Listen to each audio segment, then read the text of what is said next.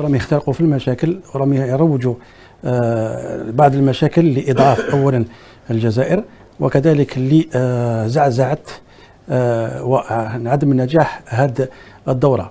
نقول لك أنه أكيد أنه الضرب ربما ماهوش للشان، هو لتنظيم كأس إفريقيا ويختلقوا ويخترعوا المشاكل اللي شفناها خاصة في مواقع التواصل الاجتماعي، وخاصة من جانب المخزن. أنا أتكلم على الشعب كشعب، لأنه الشعب كشعب خاصة اللي يحب الجزائر يبقوا على راسنا وعلى عيوننا، لكن نتكلم لك على المخزن. وهذا الإنسان هذا دائما يحاول ضرب استقرار البلد، ضرب استقرار المؤسسات، وضرب استقرار الشعب ككله. لأنه دورة مثل هذه نجي ما نجيش، نجيب طيارة خاصة ونهبط في قسنطينة ونهبط في الجزائر، يعني هو راه يدير شروط تعجيزية باش يكون. أنا نقول له غير ما تجيش، أنا نقول له غير ريح وراك. الجزائر هذه قلت لك دماء مسقية بدماء شهداء يدخلها إلا الناس الأنقياء. احنا نعرفوا هذا الرجل هذا شتم وسب حكم القطري في بلده، وما شفناش الفيفا تحركت، ما شفناش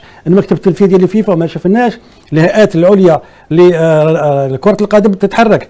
شفنا هذا الانسان كذلك في مباريات الفريق تاعو مع تي بي موزمبي، شفنا ما حدث. شفنا انه كان هناك امبلانت من هذا الفريق هذا ضد الفريق تاعو، كانت هناك محاولة رشوة، لكن كتموا كل هذه المشاكل هذه وسكتوها، ذاك اللي ما صرا والو. لكن تشوف هذا الانسان هذا دائما يحاول يضرب استقرار الجزائر. لازم نقول له الجزائر كبيرة عليك، تطلع تهبط، الجزائر كبيرة عليك مهما تحاول تخلق المشاكل.